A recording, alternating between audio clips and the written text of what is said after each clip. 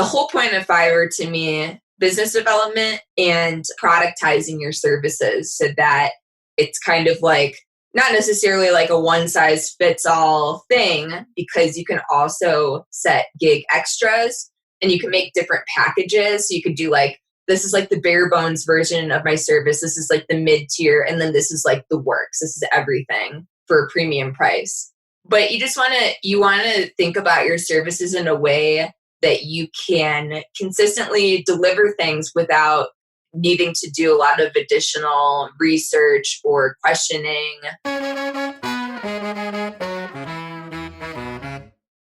Hey everybody, and welcome to another episode of How I Built It, the podcast that asks, how did you build that? We are in episode 164 today, and I am talking to my friend Maddy Osman. Maddy has a unique approach to her business and agency, and it's mostly around getting gigs on Fiverr, selling her online courses on Skillshare, and other marketplaces.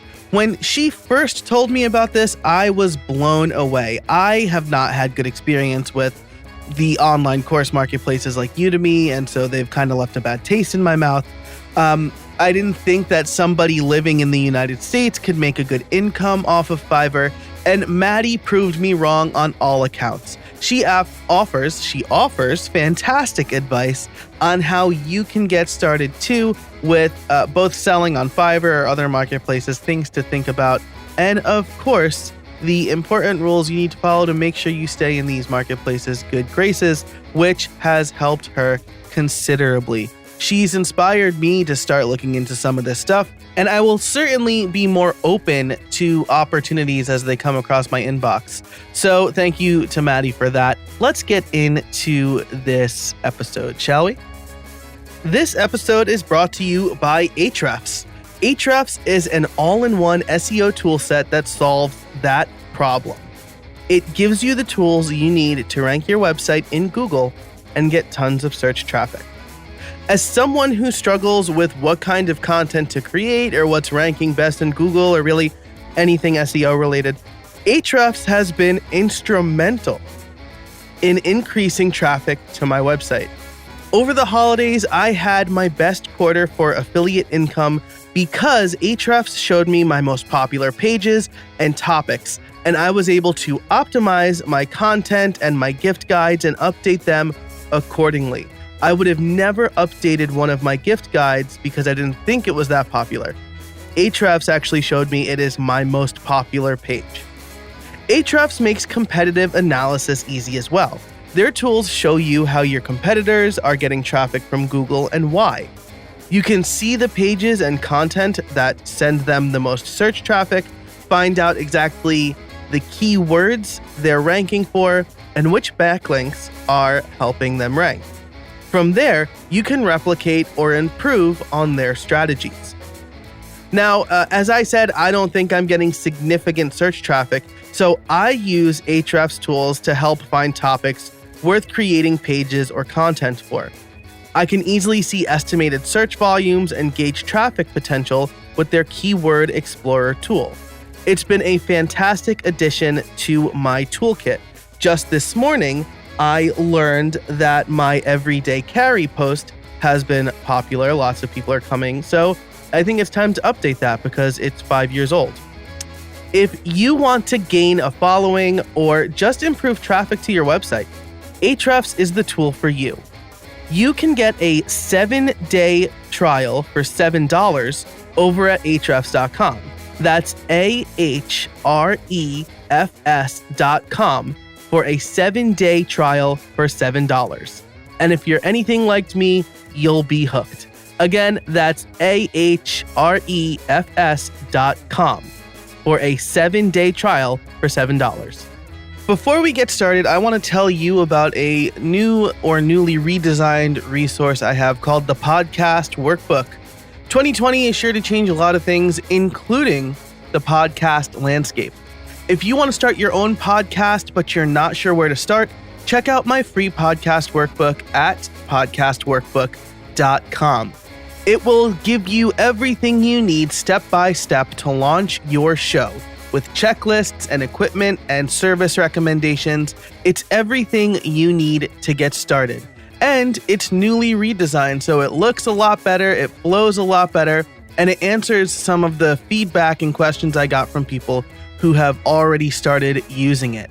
So go get it now. It's the free podcast workbook I've put together to help you launch your podcast in 2020, and it is at podcastworkbook.com.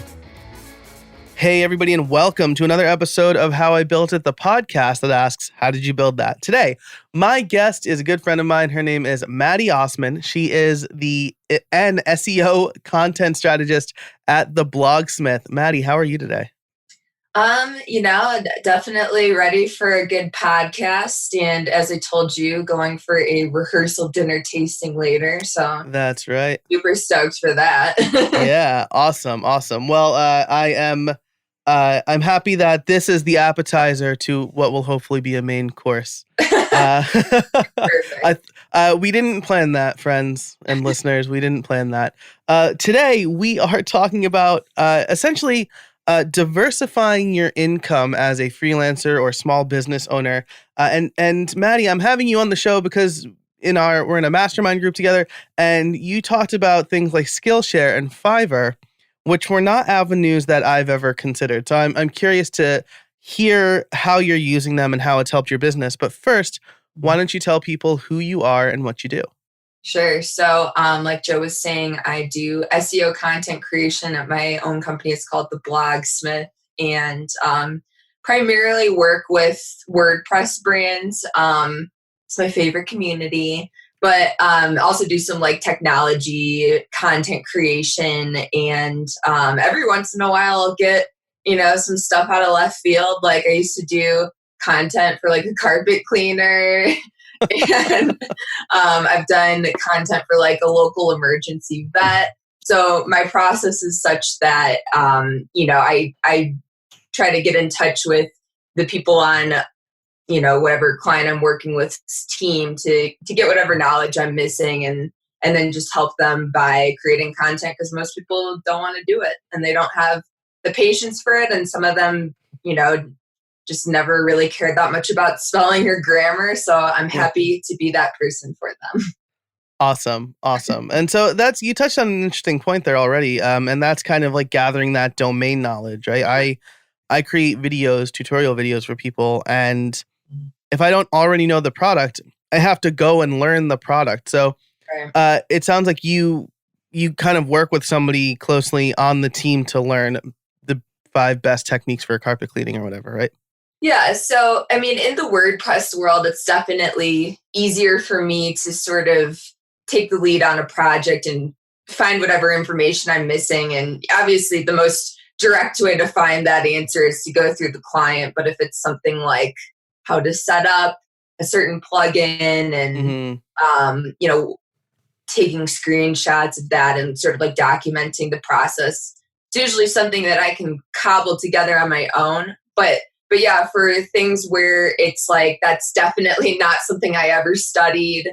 I've found that by just adding an interview component to my process of, writing each blog post, it's a really effective way to get that subject matter expertise without having to go and, scour like scientific articles. Yeah. Obviously research helps to supplement whatever somebody says, but if they can make themselves available, then we can kind of save each other a lot of time by just asking questions, getting answers, and then taking it from there. Yeah, for sure. And like research, I mean, like you said, it should be supplementary, right? If you don't even know what terms to search, your research is going to go poorly. Totally. Or at least it's going to take a lot longer. Right. See, I will link to the Cortex podcast. CGP Grey, a YouTuber, talks about how when he does these like deeply researched videos, and he always gets thrown down rabbit holes. So I will make sure to link to that. That's the other problem with research. Yeah, for sure.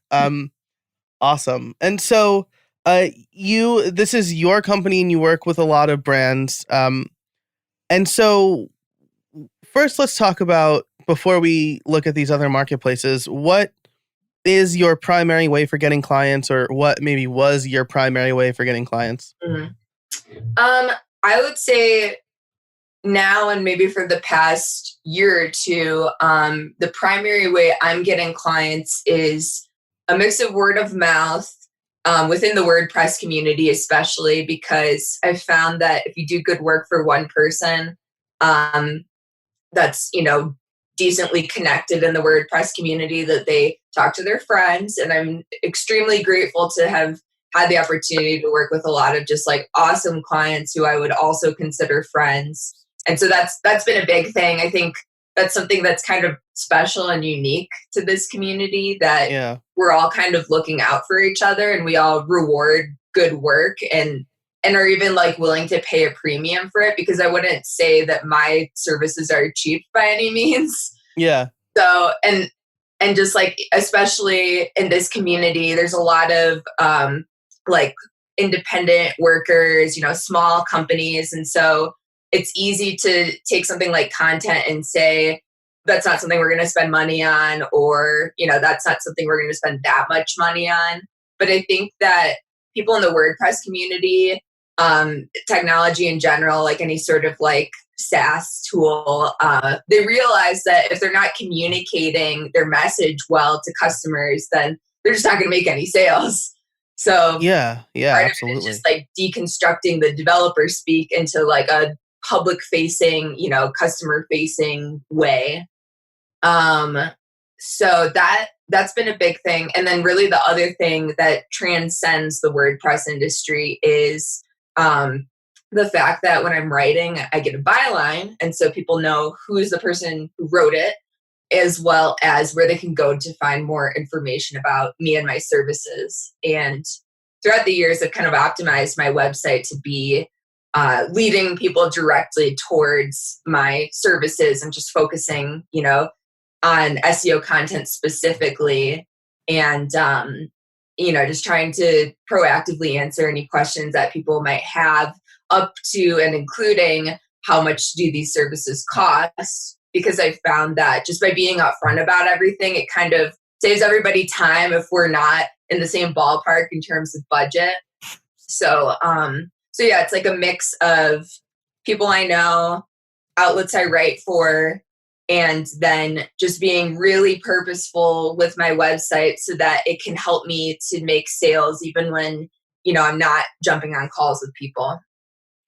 That's fantastic. So 2 points here. You're touching on a couple of things that Shannon Schaefer, who I had on earlier in the season, talks about, right? Being upfront. She has a whole onboarding process for potential clients that will weed them out before that first call. Right. It's pretty much what I'm trying to do with my process as well. Yeah, exactly. So as we record this, that episode hasn't been published because I recorded it like 2 hours ago, but I'll be sure to send you the final cut. Nice. So because there's a lot of great information in there. I'll link it in the show notes for this episode over at How I Built It as well. HowIBuilt.it as well. And then the other thing you mentioned was the byline. So people have offered, when I do videos, people have offered to like put my name in the video, lower third. And I've always taken a very white label approach to it. Now, the guys over at LearnDash still do. They add my picture and a link in the video, which is super nice. But I've always taken a white label approach. But I also never thought that was like a really good way to get new customers. And so I will be sure to, if not suggest, definitely take people up on that offer moving forward. Because I guess I just always assumed that like the byline was like a link to an internal page and people didn't read that. But yeah. So, I think what's happened for me and what I think people have in mind when they're talking to you about it is your name can carry some weight and influence. Mm-hmm. And, I feel like it's been like more recently that people have been talking about me. Like I've seen my name come up in like the mentions that I set up across the web more often lately. You start to get to like a point in your career where you've built up all this content, you've done all this work to make yourself known, and then it finally starts to pay off in that your name carries some sort of weight when it's associated with the content that you create for other people. So recently, when new clients have been reaching out to me, they'll say, we really want to have your byline next to this article because of, whatever influence they think I have. And it's just because, then when people go and sort of, if they don't know who I am and they look it up, then they have an idea that I know what I'm talking about. And that lends some credence to the publication. And it also, in some ways, makes that article more shareable because it's associated with someone who has, built up a subject matter expertise. So the flip side of that is I also do ghostwriting for clients, and sometimes it's for industries that have no relation to what I do at all. And I think in cases like that, I'm happy. Maybe happy is not the right word, but I'm okay with not having the byline on that because I don't want to confuse people in terms of what's associated with me and my name with the content that I'm publishing. And again, it comes back to that process I have where, I'll do subject matter expert interviews with people. So that's how I'm getting the information. And I'm still, the person who wrote it, but I'm not necessarily the person who came up with those ideas. And so in cases like that, I think it's good to have the separation of the ghostwriting so that people realize that these ideas are attributed to this person, even though I'm the person who wrote it. Gotcha. Yeah, absolutely. Yeah, so that's good. I'm glad you kind of covered both sides of that because there's definitely value in both. Totally. And it kind of depends. When you charge for ghostwriting, you can also charge a higher rate because then you don't get those marketing benefits from it. And so to me, the way I look at it and the way that I talk to clients about it is that when they're ordering byline writing for me, that's a discount from my normal rate, if you want to call it that. And it's because I know that can bring me new business, and no matter what, it helps me to continue to build my subject matter expertise in technology. Yeah, absolutely. I would do the same thing if a client didn't want, the website designed by Joe Casabona at the bottom of their page. Because it's like, that's a bit of social proof. Like, here's something out in the wild that I did. Totally. So that's great.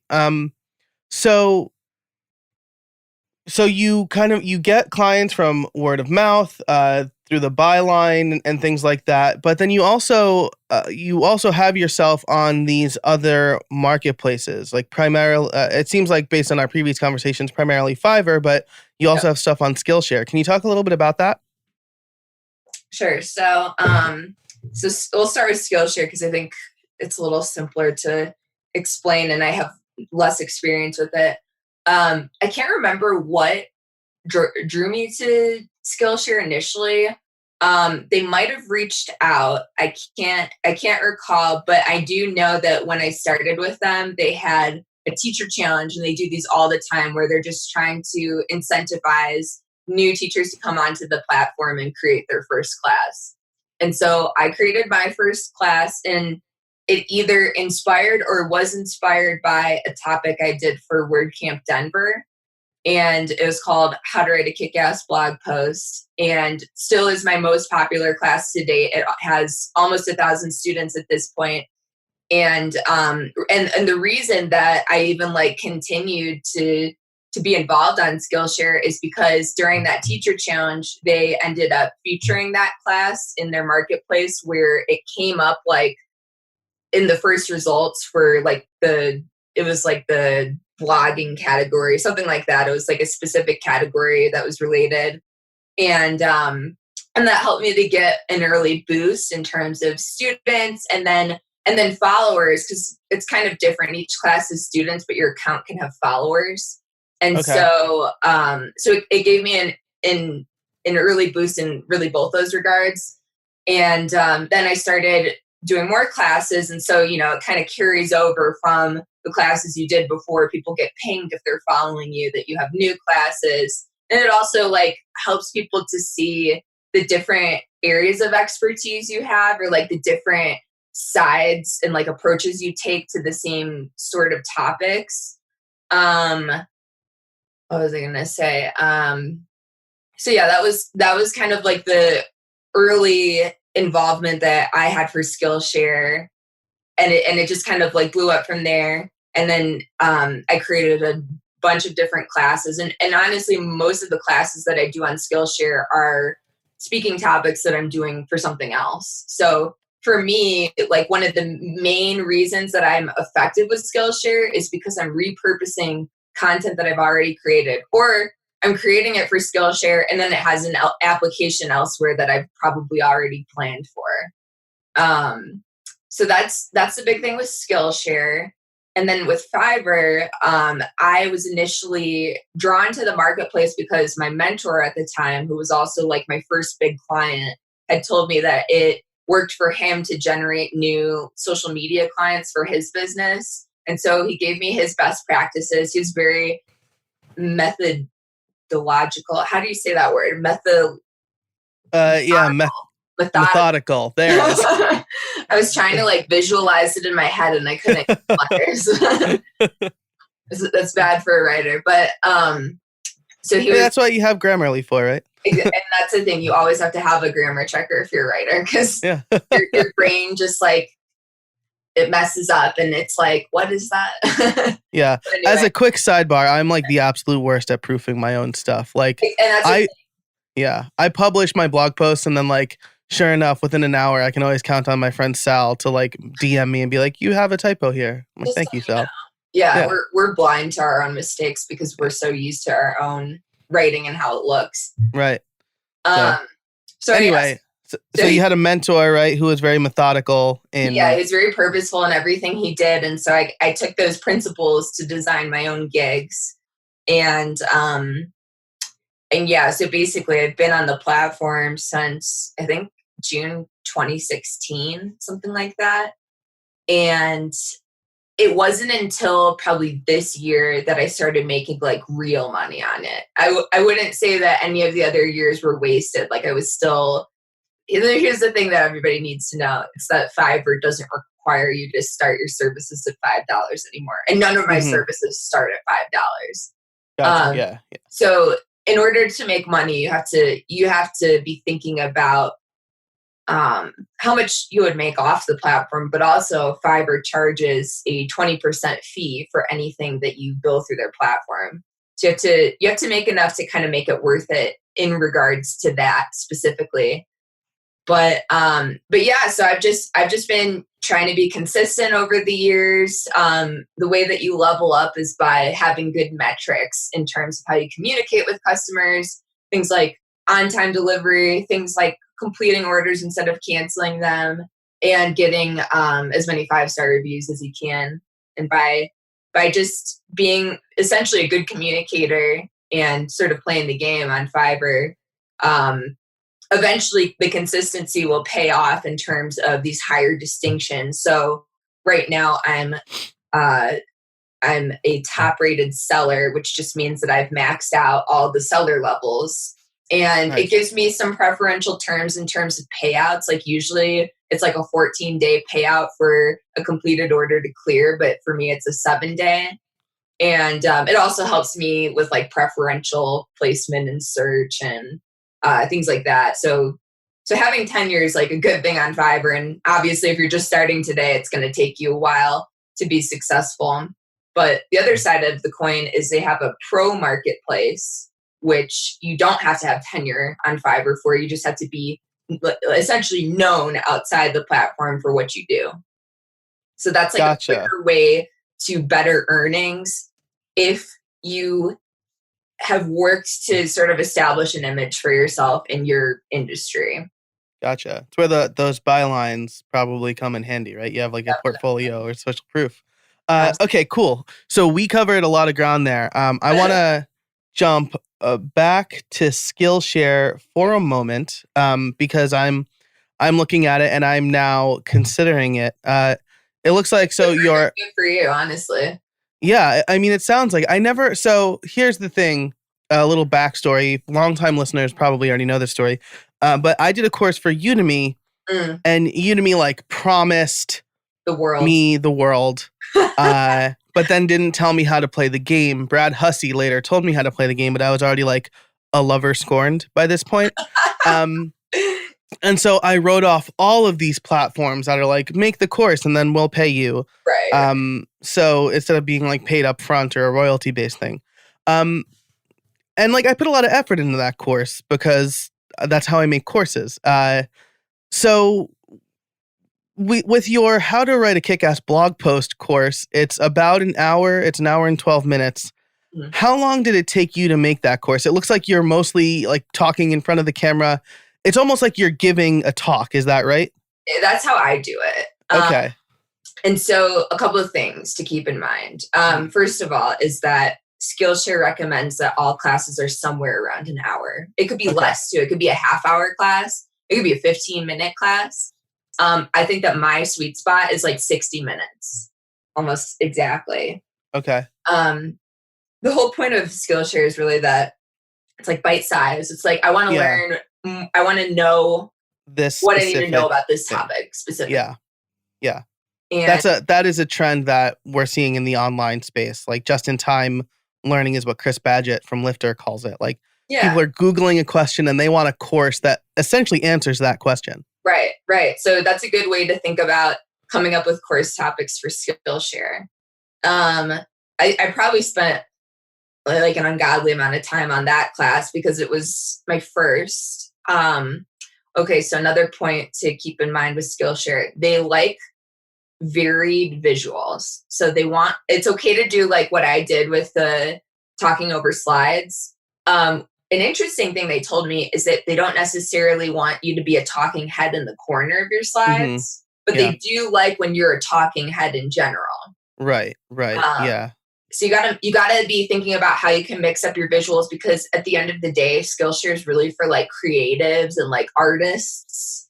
And so a lot of the classes are like how to do watercolor painting or how to do like cartoon animation and other related stuff. And so my classes do well because these are like the more technical topics that people starting their own like art businesses want to learn. Like different like promotional strategies for them. But that's not necessarily the bulk of the content on Skillshare. It's a niche for sure within the marketplace. So yeah, I mean, to answer your question, I had already planned on doing this topic for WordCamp Denver. So I'm pretty sure I did it for WordCamp before I did it for Skillshare. And then I just like re-recorded it. Gotcha. Cool. Okay. So first of all, talking head in the corner is just like such a pet peeve of mine. I did it for one video and I was kind of weirded out by it. So I'm glad they told me not to do it anymore. Yeah. I might have done it for like a recent video because like it made sense. Like I popped in, but like usually, yeah, right. Exactly. Or like, but usually I'm fading myself out because like you're just taking up screen real estate for no reason. Like nobody needs to look at your face. Yeah. While they're like looking at a slide. Pressure to be like on camera while you're trying to go through the material. Like you might be wanting to like look at notes, but you have to be like, present in the frame. Right. Exactly. I made a stylistic choice in a recent YouTube video, but it's because the picture that I was showing on the screen wasn't like a 4K picture and I didn't want it to look like grainy. So I just like put myself and I'm like pointing out stuff on the picture, whatever. That's a bit of a tangent. So they recommend 30 to 60 minutes. That makes sense. What specific question does your course answer? And they like varied visuals. What do you use to edit your videos? Like nothing. Nice. Cobble them together. Nice. It's a pretty low quality operation, but I just try to focus on like helping people solve a problem. For sure. And so then do you end up like overlaying slides like throughout the course of your videos? Like, is it like you talking for a little bit and then like you like swipe in a slide? It's mostly just like each lesson of the video is a series of slides. And so I'll talk over them so that people. Cool. That makes sense. But then I'm giving them like the meat, you know? I see. So we're probably looking at. So I just looked at like the intro video, right? So you're in front of the camera for that one, Right. but for your other ones, it's like a series of slides that people are looking at. But Sweet. But definitely the varied visuals thing is important to keep in mind because they kind of like arbitrarily took one of my classes down like a month or two ago. And they said it was because the visuals were not like varied enough, even though I had like pictures on my slide, I had a talking head or two. So just to like, warn people that are thinking about using the platform, like that is a really important thing to them moving forward. So just to make sure that your hard work actually pays off, make sure that you're mixing it up as much as you can. Gotcha. Okay, cool. That's good to know. And the reason I'm digging a little bit into this, right, is because I want to let the listeners know that like creating a course doesn't necessarily need to be a several month process. Totally. You can repurpose content. Right. To start with something like this to validate your idea. Yeah, for sure. So I think that's great. I'm definitely going to borrow some stuff from my podcast Liftoff course and maybe put it over on Skillshare just to see how it does. Yeah. And wow, we've already been talking for like a half hour. So then you moved into talking about Fiverr. And I think the big takeaway here is that Fiverr doesn't require you to start your services at $5 anymore. That is the big takeaway. Yeah. So this is great. So you mentioned being consistent, right? Working your way up from the bottom. I think a lot of people don't really want to do that anymore. They want to start at the top. Right. But to quote the great philosopher Drake, started from the bottom. Now we're here. So you can level up by having good metrics. What kind of services do you feel lend themselves really well to Fiverr? Like, as a web developer, I don't necessarily feel like website design is going to be what I offer on Fiverr. Sure, but you could. Right. Even in the pro category. So for the people who don't want to do too much work to start making okay money, pro marketplace is going to be the best fit for you, honestly.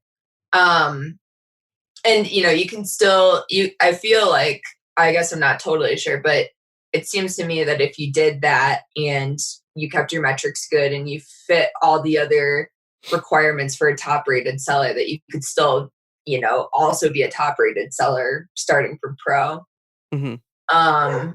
Okay, wait, remind me of the question again. We got a package. Oh, that's okay. We can, I'll clap. All right, wait like 1 minute for the dogs to. All right, sounds good. It's probably UPS. And as soon as they can't see them, they'll shut up. They'll be good to go. Yeah. Nice. Yep. UPS delivered a package that is not my own package. Somebody else's. It was supposed to go to like 3:35 instead of 5:35. And I was like, now I have to tell. Now I'm going to put a note on this and say it's not ours. And Aaron's like, you can just bring it to them. And I'm like, the point is not that I could easily deliver the package to whom it belongs. You're not a package delivery company. Yeah, exactly. It's that UPS made a mistake and they should fix it. I shouldn't have to take time out of my day to fix it. Right. All right. I think they're good. All right. What the question was, though. So before we jump back into it, Joel, you can cut out everything from the dogs barking to the clap. It was, what kind of services do you feel are best suited for Fiverr? Okay. All right.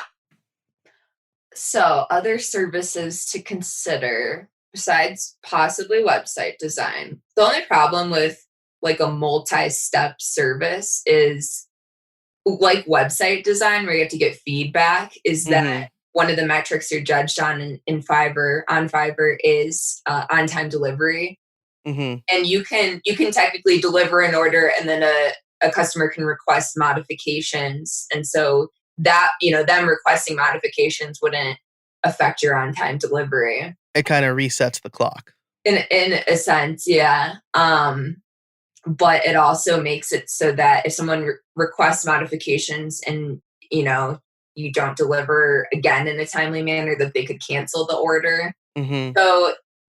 So yeah, you essentially, or ideally, you want to think about services that you can deliver in one go that you don't need a lot of feedback for, because when somebody places a new order, they are prompted with whatever questions that you set up in your gig. It's called the gig requirements. And ideally, your questions are getting whatever information that you need. And maybe you have to ask for more after that if it's not, if you see it and you know that it's just not enough information to get the job done. But that's the whole point of Fiverr to me, is that it cuts down on business development. And so I'm doing everything I can in the gig itself, the description. You can set an FAQ in the gig requirement questions, just trying to answer any possible question that people have, which becomes easier to do after you're on the platform for a while, because you'll notice a trend when people like DM you. And yeah, so basically the whole point of Fiverr to me, business development and productizing your services so that it's kind of like not necessarily like a one size fits all thing, because you can also set gig extras and you can make different packages. So you could do like, this is like the bare bones version of my service. This is like the mid tier. And then this is like the works. This is everything for a premium price. But you want to think about your services in a way that you can consistently deliver things without needing to do a lot of additional research or questioning. The whole thing on Fiverr is you have to have a good process for delivering those services. So if it's something that you're offering that you're like excited about, but it takes you a long time to do, it's probably not going to be a good fit for Fiverr. If it's something that mirrors like the stuff you do every day, that's probably something you have a process for. And if you don't, I would recommend getting that figured out before you go on Fiverr, because all the like metrics and communication that's expected of you to maintain whatever level you have, having bad metrics will really hurt you. And it essentially resets after like 60 days. It's like some sort of like trailing average or something. So that's how Udemy's rating. Yeah. But it's a long time, 60 days. For sure. Yeah. That could kind of, right? Because if you have like one bad rating, then it might kill your work for 60 days. And you're starting over. Yeah. So that's the thing. You try to under promise and over deliver, which doesn't always mean doing extra work. Like for me, if I'm writing an article, I try to go a little over the word count just so that people get a good impression from me that, I'm not just doing the bare minimum. Right. But over delivery can also be like delivering an order a day before it's due. So when you make your gig, when you set up your gig, you have to be thinking about like, how do I be competitive with other sellers on the marketplace? What are they doing for these prices and for things like delivery time? But you should make your delivery time maybe even a day longer than you think you need, just to preserve your metrics. And you can also offer like a 1-day delivery option for like however much percent it's worth to you of the total order value. And then, for those people, it's kind of annoying to rearrange your schedule to accommodate those orders, unless you build in like a Fiverr block every day. That's, this is what I'm going to put in. Oh yeah. We're seeing that this could happen. But, right. So it's just like thinking of ways to surprise and delight so that people won't condemn you with their ratings. That's a really good piece of advice. And that's like project estimation time. Like I always multiply it by 2. Yeah, a good way to do it. So, surprise and delight. I like that a lot. So I'm gonna ask you something that I'm worried is taboo. So if you don't want to answer it, you don't have to. But has there been a situation where like you found a client on Fiverr and then you took that relationship off Fiverr? I feel like that's something Fiverr frowns upon because they're losing like 20% of your gigs. So I think there was probably temptation for me to do that earlier on. Like before I became a pro and like a top rated seller. But now I don't necessarily have that temptation because most of my Fiverr customers, like, it's just like self-service on the platform, And so again, like, I just like really dislike business development, and I would rather just like do the work and have some other system facilitate it. Mm-hmm. So, I mean, of course, there's always temptation because they take 20%. Right. But if you look at that 20% as like a business development investment, or like Fiverr's your virtual assistant, like finding you clients and managing that relationship. And that's kind of how I see it, honestly. Yeah. Like, so there's this book, it's called like The $1 Million Consultant or something like that. And they have this formula for how people make money off like a given client or project. And it's something to the effect of 50% of the whole project price is for whoever brings in the lead, whoever did the business development.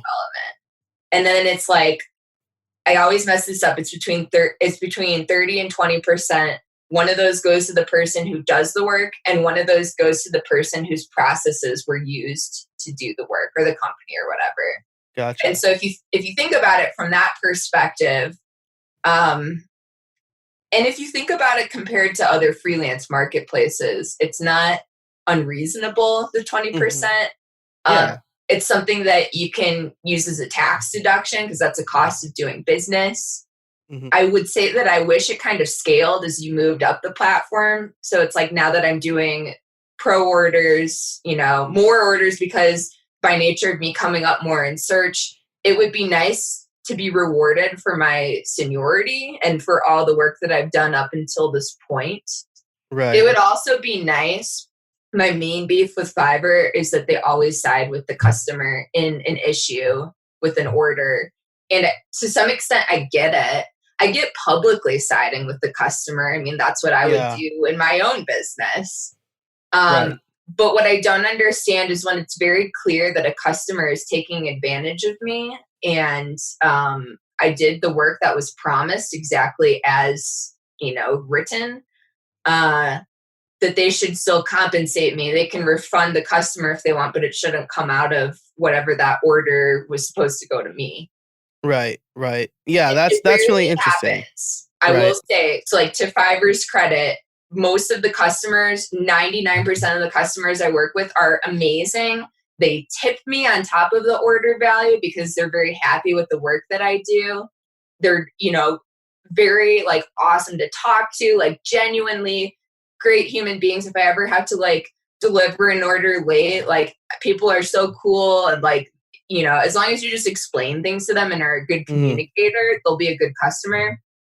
But in the, like, handful of times that I've had just like a really awful customer, I just wish that they would have my back a little bit more, because I mean, like, even like in this interview, it's like I have their back.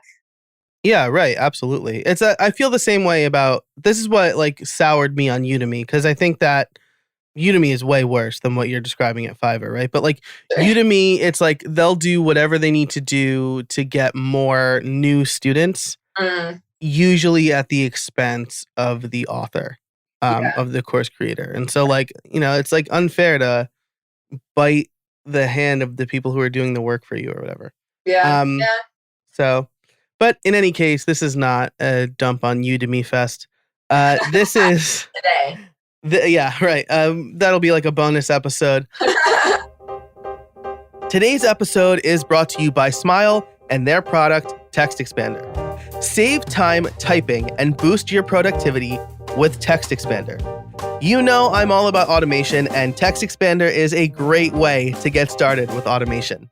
It allows you to create your own snippets for repetitive text you tend to use everywhere. Add the text, create a snippet, and boom, save precious time and keystrokes. One of my favorite snippets is for my address. So instead of typing out my full address and risking typos, I simply type $ADDR, and Text Expander does the rest, filling in my full address for me. I also have snippets for my street, my city, and my zip code. But that's not all Text Expander does. With its advanced snippets, you can create fill-ins, pop-up fields, and more. You can even use JavaScript or AppleScript. Another one of my favorite and most used snippets is when I type PPT. That will take whatever text I have on my clipboard and convert it to plain text. So I'm no longer fighting formatting when I copy from a Word document, a Google Doc, or a plain HTML page, like a website. I also use it for common links, email messages, which I can completely customize with fill-ins and drop-down menus, and even date calculations. I'm currently writing a book, and Text Expander has been instrumental with that. Text Expander is available on macOS, Windows, Chrome, iPhone, and iPad, so pretty much anywhere you do computing.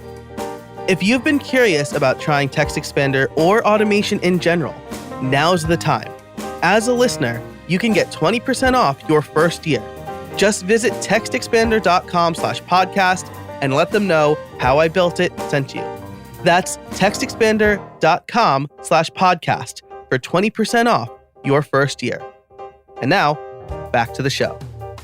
As we wrap up here, Maddy, could you give the listeners maybe 3 tips or 5 tips or whatever for starting to diversify your income, whether it be, how do you launch your first course on Skillshare, or how do you get started on FIverr, something like that? So, on FIverr, I think it all starts with a really good gig. So you have to think of your gig as like a sales page. And just like you would on your website, describing your services, but you have to be more focused on the deliverable than everything else around it, which is how you might approach it on your website. You have to anticipate questions that people might have about your process, and up to like literally describing once you place the order, then I take your answers, this is my process, and then this is what delivery looks like. A lot of people like to know what the final deliverable will look like, which is maybe a little bit more relevant for like my UX audit gig that I do, because some people just like are sort of unfamiliar with the terminology. Even if they've managed to find my gig, they might be unclear about what they're getting for the price. And so like in my FAQ section, I just, sort of say like, here's what the deliverable looks like. Here's what you can expect. Sometimes people still have questions after that. And, it's just like directly sending them like, here's what a report looks like. Here's what a, screen recording looks like, whatever. And so having like examples ready. Fiverr technically has a portfolio, and customers, when they leave you a star rating, they can either say like, add this to your portfolio, or like, I don't want this added because it might have sensitive material, like company specific material. And so that helps too, because then people can see what you've done for other sellers alongside their star rating for you. So if they were really happy and you have a good, deliverable to show them, then that's good social proof right there. Nice. Let's jump to Skillshare. So Skillshare, kind of what I was saying before, like, I think that some people make decent money on Skillshare. I don't think that anybody's making like 6 figures on Skillshare. Right. So I think that people, like, whenever they send emails to students to incentivize people, they'll talk about like, we have one teacher who makes like $50,000 or $60,000 a year, which for that person might be like really awesome. For me, I would want more if that was my full-time job. Yeah. So you have to kind of treat it as a side income. I think for most people, I don't think it would make sense to put all your eggs in that basket, because the way that Skillshare pays out to students is it's based on membership revenue for that month. And then you get a percentage of that based on how many minutes your classes were watched versus everybody else's. Gotcha. Yeah, that seems to generally be the model, but it's based on membership revenue for that month. So people are paying a monthly fee to be on Skillshare, and then if you got 5% of minutes watched, you'll get 5% of that monthly revenue or whatever. Right. Oversimplification of the formula, probably, because they're taking a cut, but right. But it's essentially that, and And yeah, so there's variability between months. So for me, it would drive me crazy to wait, because I don't think you actually know until the 16th of the month after. That's when they send the check. I don't think they post the the metrics until then, though. At least I'm not 100% sure on that. But it's like, so you wouldn't even know how much you're making for that month until literally the 16th. And then, it's like, and then this month's already halfway over. So if you needed a course to correct, like you have minimal time before your next check is then, the metrics have been figured out. So yeah. So for me, like the best advice I can give for Skillshare is don't make it your primary income, but use it to repurpose content you've already created. And that might be things like speaking slides, but it could be like a blog post that you wrote that's super in depth and you just need to sort of modify it for the platform. Yeah. Yeah. I think that's a really great idea. It's definitely something that I'm going to consider kind of moving forward because I give a lot of talks and then they kind of fall into the ether or like maybe course previews. You might as well make money off them. Here's another benefit of Skillshare for me. So whenever I'm giving a talk that I've already given, because they're all on Skillshare, I can just watch them. And that's part of my prep now. Nice. Oh, nice. Yeah, that's fantastic. So I'll watch them. I'll like take note of things that I might want to change because maybe like, I need to update the content, but I'll take notes so that I have like an outline of it too, even though I probably created an outline to make the class in the first place. Yeah. It's just another way to sort of like prep and like remember the knowledge and have, once I take those notes, then that's another thing I can read to prep because I can't watch, the videos if I only have like 10 minutes to go over my notes like right before or something like that. So it can help with that. And what was I going to say? There's one other thing about Skillshare. Does it help you build your authority? Do you believe that it could help you get clients off of Skillshare, or do you think it's like a totally different audience? I think it's a different audience for me. Okay. I think it would depend. Like maybe with the people who are doing more creative artistic stuff, people watching those classes and maybe getting frustrated that they're not producing the same results might say, I have an art project for you, Right. The other thing I was going to say is when you do give it a try, go in when they're doing a teacher challenge because you have the possibility of getting like a greater placement in a relevant category for whatever class that you're making. And so that, like I said, with my class, like that's what helped me find early success was getting like a feature in the marketplace. And then it carried on to everything else I've done since then. So gotcha. They usually do a monthly. So as long as you like go on their website and say, I want to be a student, then you'll be on their email list and you'll be able to find out when the next one is, which I would imagine there's either one already going on or there will definitely be one for the new year. Yeah, there is one going on now. So have I missed the boat? Like if I know how to make a course, do I still need to take that? I still need to start at the challenge? At the beginning of the challenge? You don't have to. And the thing about the challenges is they have resources, but you don't have to like go through them to be gotcha. to qualify. Although for the Skillshare specific stuff, it might be worth it to understand their students specifically and what they're looking for and what they would feature a class for, essentially. Gotcha. Okay, cool. So what I will do for those listening, if you're interested, I will link to Skillshare's workshops page. That way, whenever you happen to be listening to this, you can go there and see what the next teacher challenge workshop when that's happening. Yeah. Cool. So, well, Maddy, thank you so much for your time. I do have one more question for you. It's my favorite question, and it's, do you have any trade secrets for us? Trade secrets? Oh, man.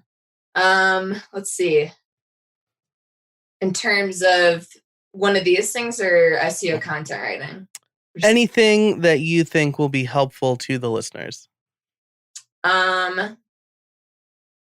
Something people really liked about my WordCamp US talk that kind of came up like during the Q&A is for doing like a user experience audit of your website. It helps to also do a user experience audit of your competitors' website or websites to see how users are responding to like each entity essentially, and something that you might be missing about your own website. And sort of a related offshoot tip of that is when you're considering adding like a new design element or some sort of functionality to your website, look and see what like enterprise businesses are doing, because they have more budget to like test things out. They've probably done their A/B testing and other experiments to figure out exactly why that's the way that it should be. So use your competition to make decisions about your own website. Obviously not just straight up copying stuff, but sure, to draw inspiration. Yeah, absolutely. I love that. I do that, so I'm happy to hear that that's like good advice. Yeah, I mean, inspiration and why reinvent the wheel if something's working? Yeah. So awesome. Well, Maddy, thank you so much for your time today. Where can people find you to learn more? I would say either check out my website, which is just the-blogsmith.com, or I'm most active on Twitter. It's just at Maddy Osman. All right. I will link both of those in the show notes, which you can find over at howibuilt.it. Maddy, thanks again for your time. I really appreciate it. Thank you, Joe. Thanks so much to Maddy for joining me this week. There are lots of resources, lots of links to check out. You can find all of those over at howibuilt.it/164. But I like a lot of what she said about how the importance of word of mouth in the WordPress community is, how we're all looking out for each other. Vito Peleg touched on that a couple of episodes ago. Her advice specifically about Fiverr and the pro marketplace, I think, was really good. And her tips on diversifying your income are super important. So again, I will link to all of the resources that she talked about over at howibuilt.it/164. Thanks so much to Ahrefs and Text Expander for sponsoring the show. Maddy actually, this was not planned, but Maddy uses Ahrefs a lot and she loves it. So it's nice to have a guest vouching for one of our sponsors. And I have been using Text Expander for a long time. It saves me a bunch of time. So definitely check both of those companies out as well. They support the show and they make sure that I'm able to bring it to you on a weekly basis. Now, if you liked this episode, be sure to subscribe, to rate the show, review it in Apple Podcasts, because it really helps people discover the show. New people start discovering the show and listening and things like that. So you can find the links to everything I've talked about so far, again, over at howibuilt.it/164. If you are interested in starting your own podcast and you want to get that free podcast workbook I talked about at the top of the show, you can go over to podcastworkbook.com. So that's everything that I have to request of you today. Thank you so much for listening. And until next time, get out there and build something.